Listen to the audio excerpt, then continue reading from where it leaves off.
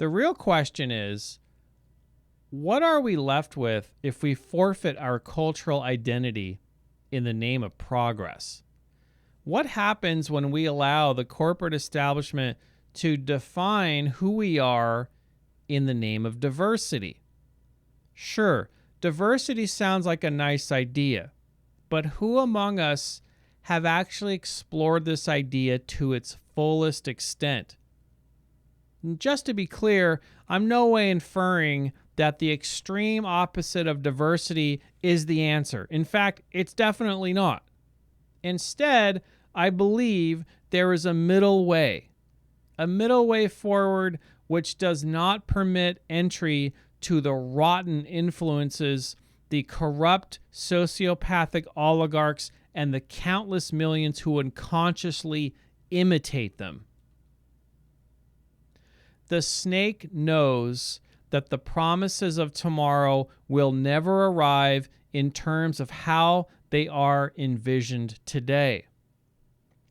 How the corporate oligarchy presents this vision of tomorrow never manifests as they depict it to be.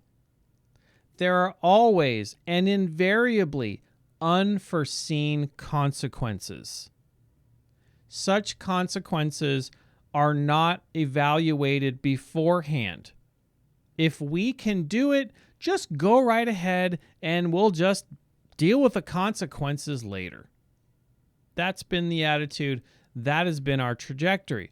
But the eagle, in his lopsided thinking, persists in his folly because he truly believes that any problems down the road can be solved by the same technology that created them. Think about that. That makes no sense at all. We're on a trajectory of destruction, and it's because the eagle, as the advocate for the corporate oligarchy, is enriching himself and kicking the can down the road, and we'll just deal with those problems later. This has been the pattern. We're moving away from what it means to be human, and we're entering some kind of weird collective oligarchic corporate hive mind, and we're all just supposed to go along with it. And that is what lies at the heart of the matter. So long as the ego believes that this is progress, it will forever engage in failure after failure and will insist upon calling it progress. Oh, well, we may not have flying cars or robot butlers like they promised us back in the 50s and 60s, but at least we have incremental refinements in the newest smartphones and small little improvements in the newest televisions to look forward to every year. Because that's progress, right? We're experiencing progress in our society. Yeah, okay, sure. If there is a silver lining, however, it is to be found embedded in the very structure of our reality. And that silver lining is known as order from chaos. The fact that new and unpredictably ordered systems always seem to emerge from the decay and entropy of the previously failed systems, we can just as easily refer to this dynamic as the previously mentioned unforeseen consequences, if you like, which I talked about earlier. The key is to temper such emergences with wisdom. Instead of charging blindly full speed into the next self-inflicted mass injury, we should maybe think, is this a good idea? Let's talk about this intelligently. Let's think this through. Let's think this all the way through to its logical conclusion. Where will this end up? Where will we be at the logical conclusion of this idea that sounds good here, but will it work over there? What we will see emerging in the coming decades is a ferocious battle for the post-corporate landscape of tomorrow's world. Will this new world be an amalgam of Orwell and Huxley? Or will it be a world where the snake molts yet again and emerges with a novel and unexpected surprise for the eagle and the corporate oligarchy? I think it depends on how many feathered serpents exist among us. And one thing is for sure, a wise and truly advanced civilization does not suffer upon its populace every manner of psychological illness to the extent that we are seeing today. In this utterly narcissistic, modern Promethean age, we are a species in desperate, transcendent denial that has become seduced by the whims of our own technology. The runaway momentum of financial conquest and tomorrow's promise of technological, we have a technological messiah just around the corner. AI is going to save us all, right? That's luring us into a very dangerous trap. We're giving up what it means to be human, and we're entering into this very strange world that is quite obviously, if you look around, is making people sick and destroying us. For we can clearly see today what cost technological process is having on the psyche, on the collective psyche and individual psyche of humanity. We all know this isn't the trajectory. This isn't this isn't what we were promised decades ago. We had warnings from people, but nobody wanted to listen to them. On this current trajectory that we're on today, just imagine the state of humanity in the not-so-distant future. It's a very bleak picture. Many in our civilization unconsciously identify with and aspire to be like the eagles, which oftentimes prey upon humanity at the expense of progress. What makes this so difficult to point out is that your average person has unwittingly adopted a watered-down version of the sociopathic ambitions of their masters through the messages promulgated by the media and popular culture. Like the snake, the wisest among us possess a mature understanding of good and evil. Understanding human nature in this way helps us guard against the predations of the eagle.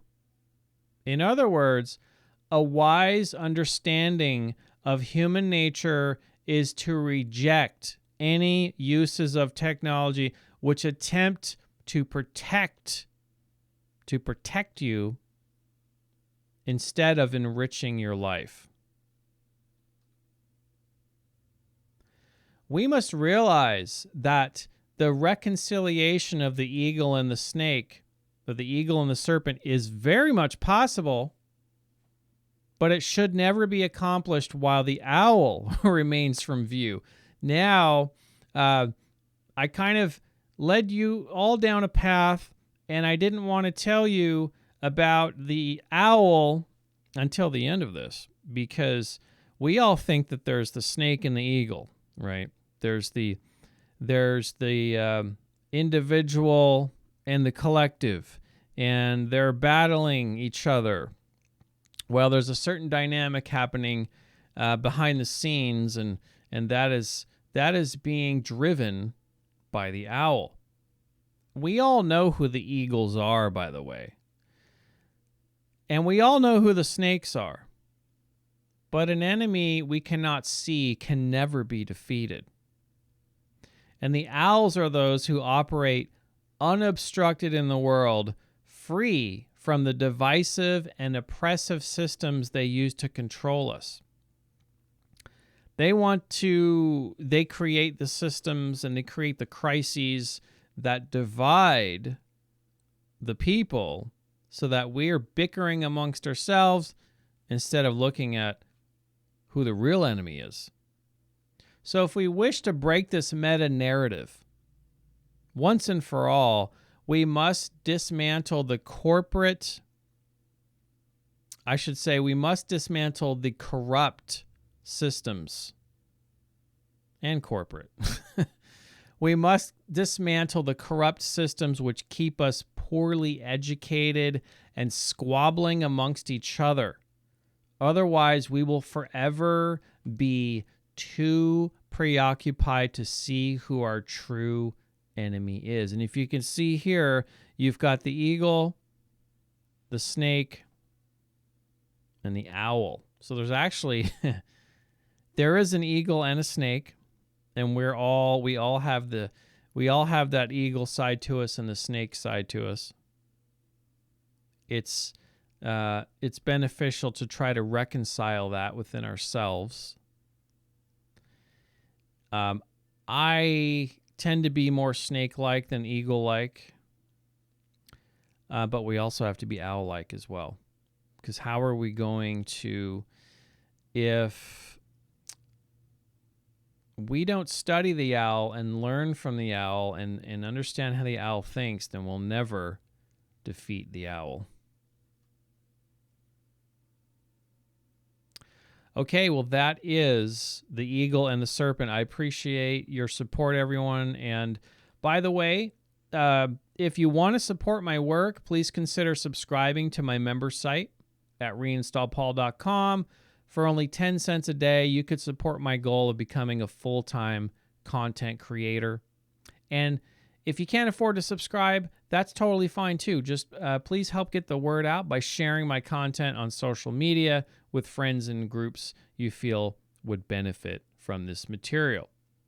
So I very much appreciate your support. Thank you for watching. Like and subscribe, all that regular stuff. And of course, I'm not feeding the algorithm, and I want to let you know that, you know, I'm putting out work that I think is beneficial, not only interesting to me, but I want to bring certain perspectives and insights to my audience that will reap some benefits in your own life. So my message to you, really, at the end of this, because there is something positive here, I don't want you to be totally bummed out and think there's no hope, because there is hope. There's always hope.